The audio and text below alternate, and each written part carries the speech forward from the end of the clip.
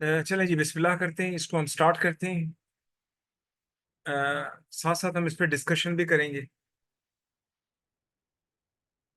अच्छा, जो पहला पार्ट है, ये मैंने कुछ सिलेक्टेड क्वेश्चंस लिए थे पास पेपर के। ये पहला पार्ट आयोडाइडाइन, ये अभी अभी हमने नहीं पढ़ा, आगे पढ़ेंगे, इसको हम छोड़ देते हैं।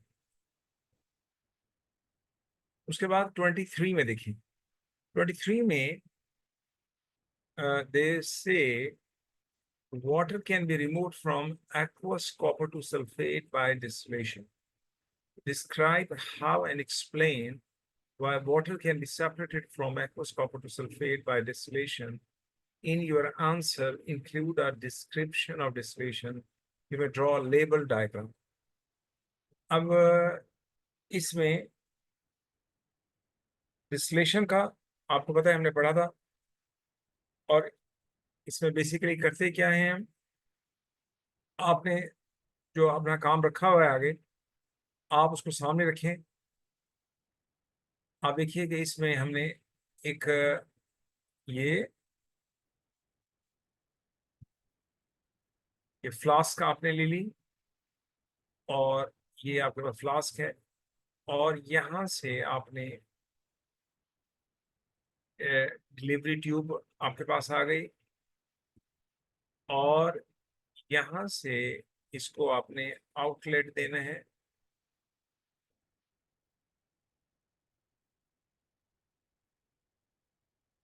ये आपके पास आ जाएगा। यहाँ थर्मामीटर लगा दें, ये थर्मामीटर, और यहाँ से बंद कर दें इसको, यहाँ से बंद कर दें एयर टाइट, और यहाँ से आपने हीट करना है। हीट करें, और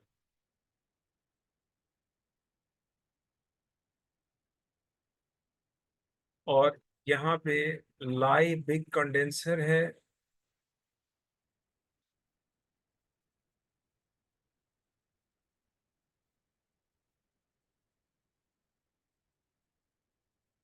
ये यहाँ से cold water in, cold water in, यहाँ से वार्म वाटर, जो पानी गर्म हो जाएगा उसको बाहर निकाल देना है अपने।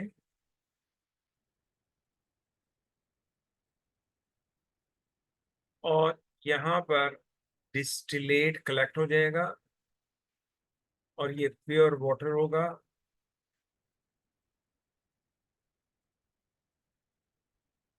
और इसको लेबल करें properly, this is live big condenser,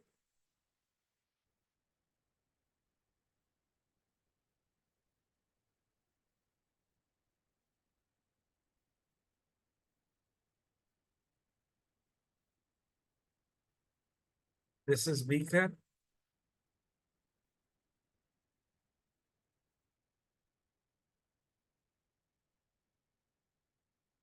और round bottom flask,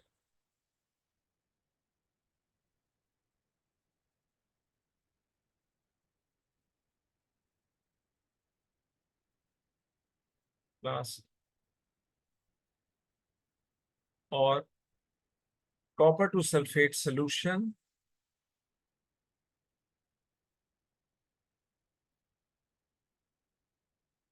copper two sulphate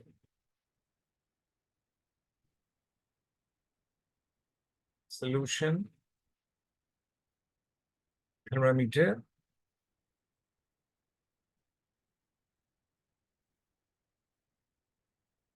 आप देखिए कि ये प्रॉपरली आपके पास एक डायग्राम। उसके बाद एक्सप्लेनेशन आपने करना है। The apparatus is set as shown in the diagram, वो आपने बता दिए। The solution is heated, the temperature start rising. When solutions start boiling, water vaporize, and when water vapors pass through live condenser, Liebig condenser. They are condensed and change into liquid or what that is water and collected as pure water in the beaker. तो ये सारा आपने explain, ये मैंने जिस तरह बताया ये आपने कर दे। अगर प्रॉब्लम हो तो मुझे आपने रोक लेना है। वो कहते हैं copper two sulphate can be prepared by heating excess copper two oxide with dilute sulphuric acid. ये इक्वेशन दी हुई है। What method is used to separate excess copper to oxide from the reaction mixture? Filtration. इसमें हम add कर देते हैं, इसमें एक पार्ट हम ऐड कर देते हैं आगे। समझ लें ये B1 है या C करते चलें। अगला पार्ट ये फिल्ट्रेशन आ गया यहाँ पर, और फिल्ट्रेशन।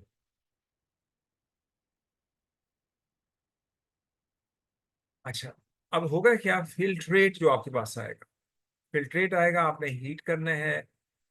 वॉल्यूम तकरीबन जब आधा हो जाए तो सॉल्यूशन कंसंट्रेट हो जाएगा। आपने उसको चाइना डिश में ट्रांसफर कर देना है।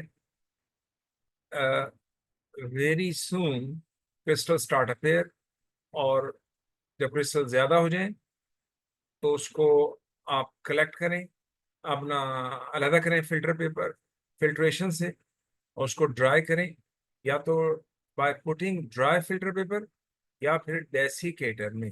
ये कौन सा पार्ट है, ये देखें, ये वाला पार्ट कॉपर टू सल्फेट, ये आपको मैं दिखाता हूँ।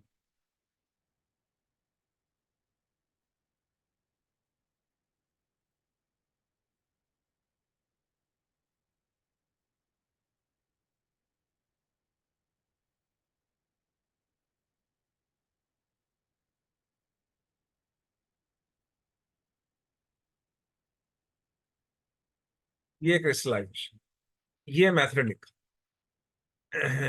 यानी मेथड क्या होगा, प्रिपेयर अस, ये प्रोसेस को मोल्ड कर देंगे उसके हिसाब से। हम प्रिपेयर वाला ना लिखें क्योंकि हमें ऑलरेडी उसने कह दिया है कॉपर सल्फेट है, उसमें एक्सेस है, हम यहाँ से लिखेंगे। अनडिजॉल्व पार्टिकल जो है उसको रिमूव कर लें फिल्ट्रेशन से। सैचुरेटेड सोल्यूशन की डेफिनेशन लिखने की जरूरत नहीं है।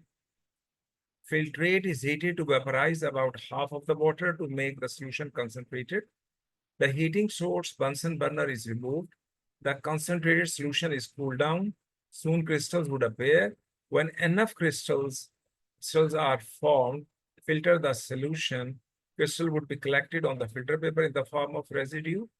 Open the filter paper. Put dry filter paper to absorb water. Finally, let crystals dry in open air to keep in desiccator. ये खास किस्म का apparatus होता है ड्राई करने के लिए। और फाइनली कलेक्ट। ये हमने सारा कॉपी करते हैं। सर जी बताइए। सर सनलाइट भी लिख सकते हैं हम लोग। जी क्या करें। सर कुछ मार्केटिंग में देखा था उसमें सनलाइट लिखी हुई थी कि सनलाइट भी लिख सकते हैं इसके आंसर में। हाँ लिख दें, सनलाइट से ड्राई करें या ओपन एयर में कर दें, मकसद तो पानी को उड़ाना ही है ना, और उसमें से जो गीले क्रिस्टल्स हैं उनको पानी जी। से उड़ाना ही है ना। मतलब है ये आपने कन्वे करना है कि अभी ड्राई कैसे कर दें, ये बात। या फिर डेसिकेटर में रख दें भी इसको।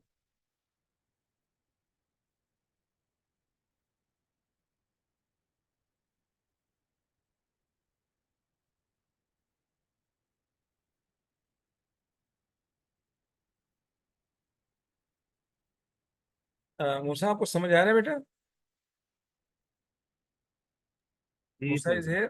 अच्छा, ठीक होगा। तो ये मतलब ये बताने का मकसद ये कि डिटेल आपको इसका पता लगे, लिखना कैसे, क्या चीज़ें हमारी इसमें ज़रूरत पड़ेगी। अच्छा, कार्बन डाइऑक्साइड का टेस्ट लिखने की अभी ज़रूरत नहीं है, वो हम बाद में लिखेंगे। हम कह रहे हैं इस चैप्टर से रिलेटेड पहले। Paper chromatography can be use to separate mixture of amino acids. ये दिया हुआ है diagram. Why should the baseline be drawn in pencil and not? ये सारा हमने किया, डिटेल में कर लिया है, क्रोमेटोग्राफी का टॉपिक। मैं जस्ट रिपीट कर रहा हूँ। बेसलाइन भी पेंसिल से इसलिए करते हैं, pencil is not pencil, the material in the pencil is not a dye. So pencil mark would not interfere, will not mix with the result. Uh, while the ink is a mixture of dyes with which will interfere with the results. तो ये इसका answer होगा। When the separation of the amino acid is complete, the chromatography paper is sprayed with the locating agent. Explain why. Amino acids are colorless. So, in order to make visible, we use locating agent. उसके बाद diagram shows the chromatography, इसमें ये बनी हुई है। इसमें थोड़ा सा मैं इसमें ऐड कर देता हूँ। आप ये जो S लेबल हुआ है, इसकी RF वैल्यू कैलकुलेट करें। आप में से किसी ने RF वैल्यू कैलकुलेट की? बेटा आप में से किसी ने RF वैल्यू कैलकुलेट की? ये देखिए, ये मैंने कुछ ये शीट पे, इस शीट के जो क्वेश्चन है मैंने वर्कआउट किए थे।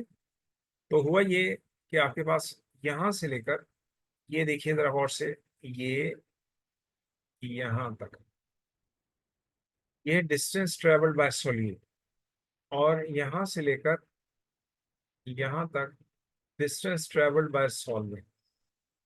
तो आर एफ वैल्यू जो है, आर एफ जो है आपकी एस की, वो हो गई एस तक जो मैंने डिस्टेंस, ये थोड़ा बहुत ऊपर नीचे हो सकता है, ये 2.4 सेंटीमीटर, यानी ये 2.4 है सेंटीमीटर, और ये जो सॉल्वेंट फ्रंट है तक डिस्टेंस है, ये है 3.5।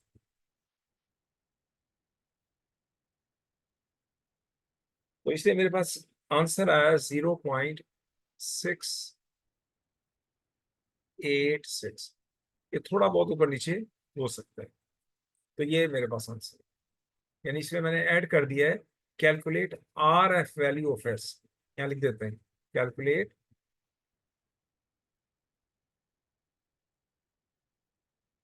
R F value of S, ये हो जाएगा। इसके बाद कुछ एमसीक्यूज थे हमारे पास। Which statement explain why ethanol is collected as distillate? अच्छा, इसमें थोड़ा सा मिसिंग था। असल में ये इथेनॉल और पानी का मिक्सचर है। इथेनॉल कलेक्ट कर रहे हैं जल्दी। तो क्यों जल्दी कलेक्ट कर रहे हैं? क्योंकि फ्रैक्शनल डिस्टिलेशन में जिसका बॉइलिंग पॉइंट लो होता है वो पहले कलेक्ट होता है। तो इसका आंसर सी करेक्ट होगा, वाटर। 21 में a student plans to experiment. Experiment 1 में क्या किया? Concentration of a solution of sodium hydroxide by titration with dilute hydrochloride।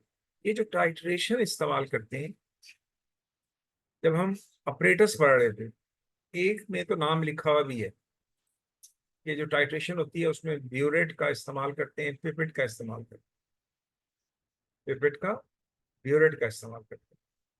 और जहाँ रेट निकालना हो रिएक्शन का, रेट का मतलब है स्पीड, और इसमें गैस बन रही है। तो देखें, गैस के लिए हमने गैस रेंज पढ़ी थी, और टाइम नोट करने के लिए हमने क्लॉक, स्टॉप क्लॉक वगैरह। तो इसका आंसर सी करेक्ट होगा। और मुझे रोक लेना है जहां पर प्रॉब्लम हो।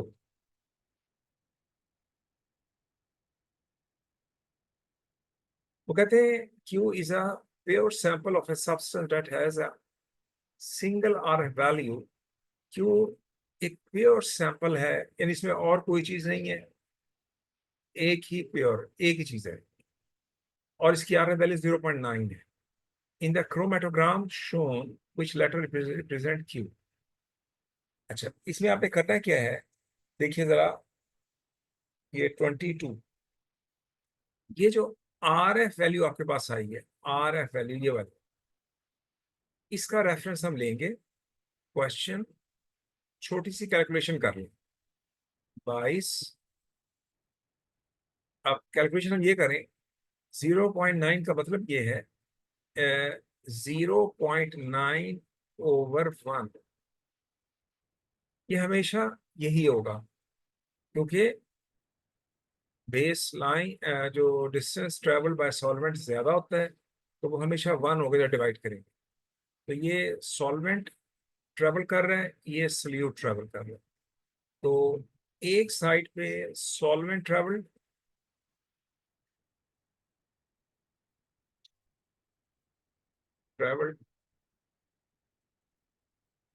रेशियो उसकी सोल्यूट ट्रेवल,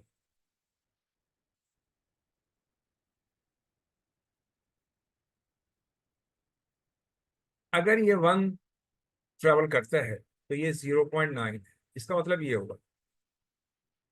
और अब हम क्या करते हैं, बेस लाइन से लेकर, गौर सुनना है, सॉल्वेंट फ्रंट तक हमने डिस्टेंस मेजर कर लेंगे।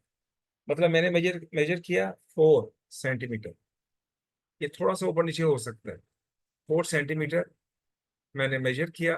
तो अगर 4 सेंटीमीटर ट्रेवल करता है सॉल्वेंट, तो ये एक्स ट्रेवल करेगा, मतलब ये डिस्टेंस कितना होगा, क्यू का डिस्टेंस कितना होगा। तो जब मैंने इसको आंसर किया, 4 × 0.9 क्रॉस मल्टीप्लाई किया, तो एक्स की वैल्यू आ गई मेरे पास 3.6, ये तकरीबन 3.6। और जो 3.6 वैल्यू है वो सी की आ रही है, मैंने यहां से लेकर, जरा गौर से देखिएगा, यहां तक तकरीबन मैंने नोट किया, तो ये तकरीबन 3.56 तकरीबन ये आ रही है। तो इसका मतलब है सी ऑप्शन इसका है। इसको जरा गौर से देख लीजिएगा, ये आपको समझ आ गई है, इस तरह किसी का भी निकाल सकते हैं। आगे कहते हैं benzene and cyclohexene are both flammable liquids, आग पकड़ते हैं, they are able to mix with each other without separating into layers. They have very similar boiling point. It is difficult to separate a mixture of these two liquids by fractional distillation. Why is it difficult to separate a mixture of benzene as fractional distillation? Fractional distillation separate कहती है on the basis of boiling point, और इनका boiling point तकरीबन एक जैसा है, ये देखें ये लिखा हुआ है, जिसकी वजह से we are unable to separate them. तो C option करें।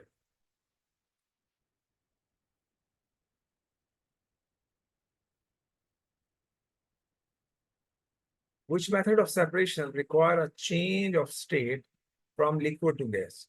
Liquid to gas में जब कन्वर्ट होगा तो किस किस में स्टेट चेंज हो रही है, लिक्विड से गैस। क्रोमेटोग्राफी में नहीं होता, क्रिस्टलाइजेशन में होती है, मतलब ये 2 में होगा, क्यों, जब हीट करते हैं सोल्यूशन को तो वो लिक्विड से गैस बनता है, पानी निकलता चला जाता है, बाकी क्रिस्टल्स बाकी रह जाती हैं। डिस्टिलेशन में भी हीट करते हैं तो लिक्विड गैस बनता है, फिर उसको कंडेंस कर लेते हैं। ये 3, 2 और 3, that is C option correct. दूसरा आपको समझ आ रहा है बेटा? Yes sir. हाँ, आपने शर्म नहीं करनी, मुझसे पूछ लेना है। अच्छा, अगर वो कहते हैं 49 का student needs to measure 17.6 centimetre, ये जो ये 17.6 जीरो खुद से लगा दिए, ये जो 2 डेसिमल प्लेस होते हैं, ये जो सेकंड डेसिमल प्लेस होता है ऑलवेज जीरो, ऑलवेज जीरो, ये हमेशा जीरो होता है। तो इसके लिए यानी आपके पास 2 डेसिमल प्लेस हैं।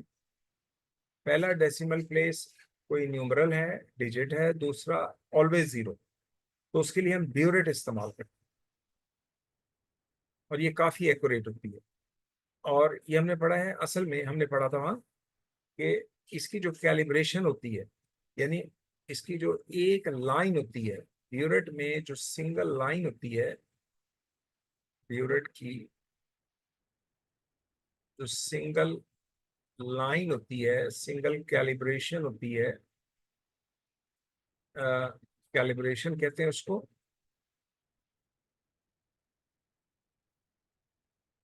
होती है 0.10 सेंटीमीटर, 1 सेंटीमीटर क्यूब, ये होती है। मतलब इतना आप मेजर कर सकते हैं, तो इसलिए ये ब्यूरेट है। 50 उसी तरह का मिलता जुलता क्वेश्चन जो पहले किया था आपने।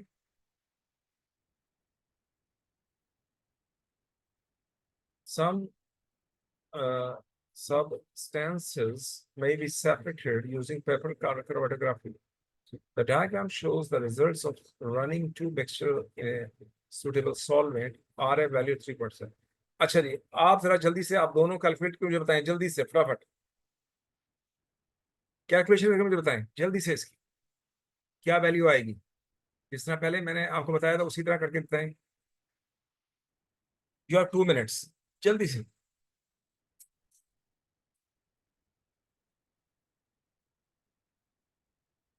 Do calculation.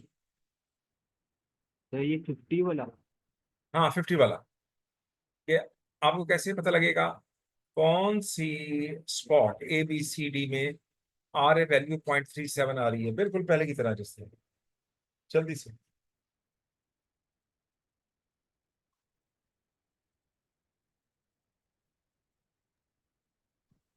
सर जी बताइए। सर लेकिन हम सॉल्वेंट फ्रंट को मेजर नहीं कर सकते। अच्छा नहीं, वो सॉल्वेंट फ्रंट को इसी पे मेजर कर लें, उसमें कौन सा जो आपके पास मतलब डायग्राम थोड़ा सा आइडिया मिल जाएगा आपको। चलो कोई नहीं मसला, आप इसे इस तरह है ना, ये जो डायग्राम है आपके सामने, मतलब है आप इसको पेपर जो पेपर आपके पास है वो आपने डाउनलोड किया, मैंने शेयर किया हुआ है, आप उसी पे आप कैलकुलेशन कर लें, तो रेशियो तो तकरीबन वही होगी। अब मिसाल के तौर पर ये 0.37 का मतलब होगा RF वैल्यू, ये क्वेश्चन 50, 0.37 का मतलब होगा आउट ऑफ 1/1। इसका मतलब है 1 सेंटीमीटर अगर सॉल्वेंट ट्रेवल करता है तो सल्यूट ट्रेवल करता है 0.37।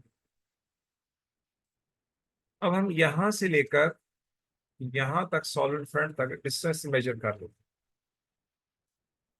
और वो जो डिस्टेंस है वो है मैंने जो मेजर किया वो 4.2 है।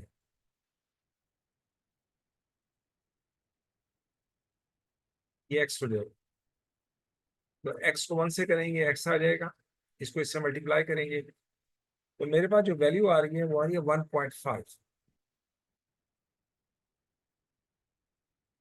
अब मैं चेक करूंगा ABCD में से किसकी वैल्यू 1.75 आ रही है, और 1.5 ये यहां से लेकर ये तकरीबन यहां तक, ये 1.5 तकरीबन आ रही है। ये बी, तो ये बी का ऑप्शन है, यानी बी होगा इसमें।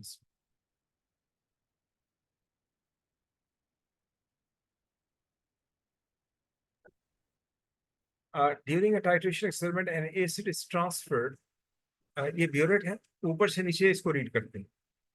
The diagram shows part of the burette at the start of the titration at the end of titration. What is the volume of acid used during titration? देखिए आपके पास ऊपर से नीचे रीड करना है। जब आपने स्टार्ट किया तो लिक्विड का लेवल था 22.4, ये इनिशियल है। और जब आपने इसमें लिक्विड ड्रॉप कर दिया है, ये इस्तेमाल किया है, तो 27.3 आ गया। तो फाइनल माइनस इनिशियल, फाइनल है 27.3, ये फाइनल है रीडिंग, फाइनल रीडिंग जो आ रही है, और इनिशियल आ रही है 22.4। ये इनिशियल है,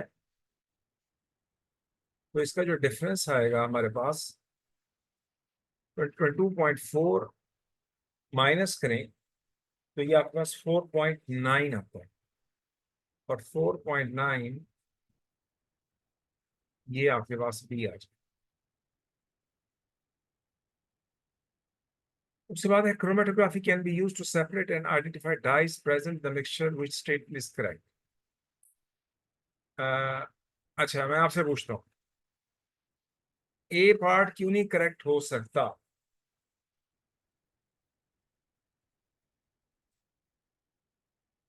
मूसा बताइए, ए पार्ट करेक्ट क्यों नहीं हो सकता?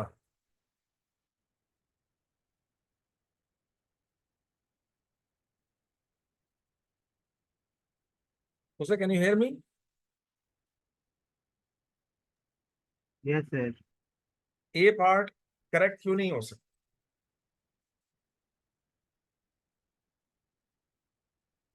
अच्छा चलें, कोई मसला नहीं। मैं उमर से पूछता हूँ, उमर बताइए, ए पार्ट करेक्ट क्यों नहीं हो सकता?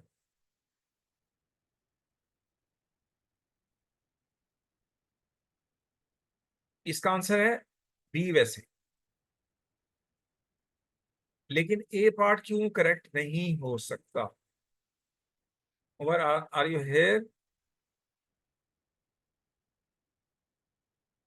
भाई आवाज आ रही है उमर मेरी? सर वो मीटिंग में नहीं। अच्छा नहीं है, चलो वो मेरे ख्याल ड्रॉप हो गया, सिग्नल मसला हुआ। अच्छा देखिए, मैं बताता हूँ। ये जरा ना मुझसे जरा गौर से बेटा, R F value, R F की फार्मूला क्या है, जरा गौर से देखिएगा। आर एफ का फार्मूला है डिस्टेंस ट्रेवल्ड बाय सोल्यूट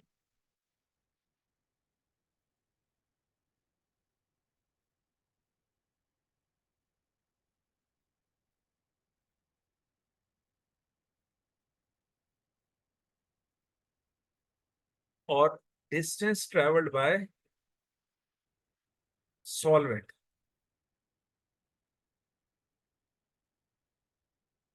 अच्छा, ये जो क्रोमेटोग्राफ पेपर है, क्रोमेटोग्राफी जो पेपर होता है ये वाला, ये बेसलाइन, ये सॉल्वेंट फ्रंट, सोल्यूट क्या होता है? ये जो सैंपल है, एक स्पॉट इधर लग गया, एक स्पॉट इधर लग गया, मिसाल के तौर पे ये। और जो सॉल्वेंट होता है वो ट्रेवल कर,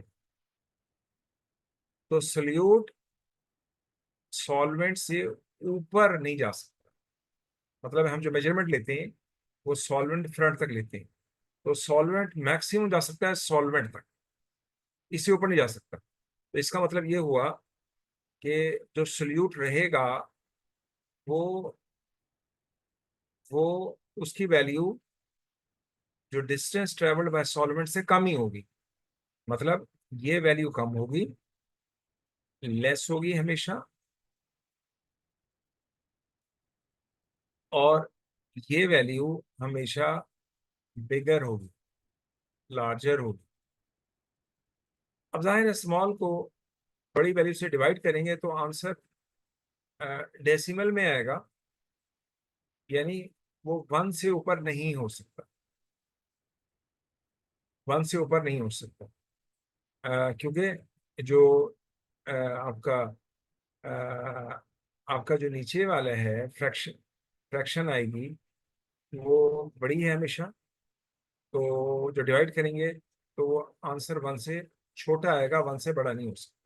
तो इसलिए ये ए सही नहीं हो सकता, 1.2 नहीं हो सकता, ये 1 से नीचे आएगा, 0.8, 0.9 लाइक दिस, इस तरह से। क्योंकि जब डिवाइड करते हैं तो छोटी वैल्यू को बड़ी से डिवाइड करते हैं हमेशा। और इसमें बी ऑप्शन करेक्ट इसलिए है, a dye could have a different R value, इसलिए अगर सॉल्वेंट डिफरेंट होगा तो आर वैल्यू भी डिफरेंट होगी, हो सकती है। और this is the answer, B is correct. Sir इसमें पहली ऑप्शन क्यों नहीं सही होती? हाँ गुड बेटा, पहली ऑप्शन इसलिए सही होगी, मिसाल दे रहा हूँ आपको, देखें जरा और से, मैंने मार्क किया। फार्मूला क्या है, distance travelled by solute. Solute आपका है यहाँ पे देखें ए, ये मैं लेबल कर रहा हूँ, आपको नजर आ रहे हैं ए बी। जी ये जो ए बी है, ये यहाँ इसके दरमियान होंगे कहीं। जरा देखें, मैं आपको इसको मार्क कर रहा हूँ, यहाँ से लेकर यहाँ तक इसके दरमियान में कहीं आएंगे, इससे ऊपर नहीं जा सकते। यानी जो ए और बी होंगे हमेशा, ये जो सॉल्वेंट ट्रेवल करेगा, ये जो मैंने अपना ग्रीन से, लाइट ग्रीन से मार्क किया, वो ये बेस लाइन से लेकर ये बेस लाइन, ये बेस लाइन है आपकी, ये है बेस लाइन। बेस लाइन का मतलब होता है जहां पर आपने जो चीज चेक करनी है उसका स्पॉट लगाया है, और सॉल्वेंट इस पे चढ़ना शुरू कर देगा, राइज करना शुरू कर देगा। और ये है सॉल्वेंट फ्रंट, ये वाला, ये वाला सॉल्वेंट फ्रंट है। तो जो सॉल्वेंट बेस लाइन से सॉल्वेंट फ्रंट तक आपका लिक्विड ट्रेवल करेगा, जो ए और बी को कैरी करेगा। और ए और बी हमेशा बेस लाइन और सॉल्वेंट फ्रंट के दरमियान में होंगे, कहीं ऊपर नहीं हो सकते। अब मिसाल के तौर पर, मिसाल दे रहा हूँ आपको, जैसे ए और बी के दरमियान में कहीं भी हो सकते हैं। मैं मिसाल दे रहा हूँ, अगर आपका बेस लाइन से सॉल्वेंट फ्रंट है एट 10 सेंटीमीटर, मिसाल करते हैं, और अब ये ए और बी 10 से नीचे होंगे, 10 से ऊपर नहीं हो सकते। मूसा मेरी बात फॉलो कर रहे हैं? ए और बी 10 से नीचे होगा वैल्यू, क्यों? क्योंकि जब ए और बी ने राइज करना है तो ये सॉल्वेंट फ्रंट से नीचे रहेंगे, ऊपर नहीं लगेगा इसका स्पॉट। तो जब नीचे रहेंगे तो इसका मतलब है, मिसाल के तौर पर, अब एक ही ए का हमने मेजरमेंट की तो 4 आ गया, बी की मेजरमेंट की तो लेट से 8 आ गया। अब हम बी की आर एफ वैल्यू और ए की कैलकुलेट करेंगे, तो आर एफ वैल्यू जो आएगी ए की, वो होगी डिस्टेंस ट्रेवल्ड बाय सोल्यूट है ए। जो जो चीज आप चेक कर रहे हैं उसके अंदर कौन कौन सी चीजें हैं, वो सोल्यूट है। ये ए और बी दो सोल्यूट्स हैं, तो ए का होगा डिस्टेंस ट्रेवल बाय सोल्यूट 4, और सॉल्वेंट फ्रंट हमेशा बड़ा होगा 10। तो जब 4 को 10 से डिवाइड करोगे तो बेटा 0.4 आएगा ना, मेरी बात फॉलो कर रहे हैं? Yes sir. क्योंकि ये जो 10 है, यानी जो सॉल्वेंट ट्रेवल करेगा वो हमेशा बड़ा आएगा। जब बड़ा आएगा तो आंसर कभी भी 1 से ऊपर नहीं जा सकता, 1 से नीचे ही होना है। तो ये कह रहा है 1 से ऊपर 1.2, जो कि गलत है। और 8/10 ये 0.8, यानी 1 से हमेशा आर ए वैल्यू की नीचे रहेगी, ऊपर नहीं जा सकती। क्योंकि जो लिक्विड ट्रेवल करेगा, सॉल्वेंट ट्रेवल करेगा, वो ज्यादा होगा, और जो सोल्यूट ट्रेवल करेगा वो कम होगा। मेरी बात फॉलो की आपने? Yes sir. ठीक है, और इसमें और भी देख लेना, कोई मसला नहीं। तो इंशाल्लाह इसको हम, अगर कोई प्रॉब्लम हो तो मुझसे दोबारा भी डिस्कस कर लें। ठीक है, यहाँ तक हम इसको वाइंड अप कर रहे हैं, ये मैंने डिस्कस भी कर लिया, इसको मैं अपलोड भी कर दूंगा इंशाल्लाह, ताकि आपको ना ये मसला ना हो। तो चलें, और कोई क्वेश्चन जी? No sir. चलें, ओके, अल्लाह हाफिज।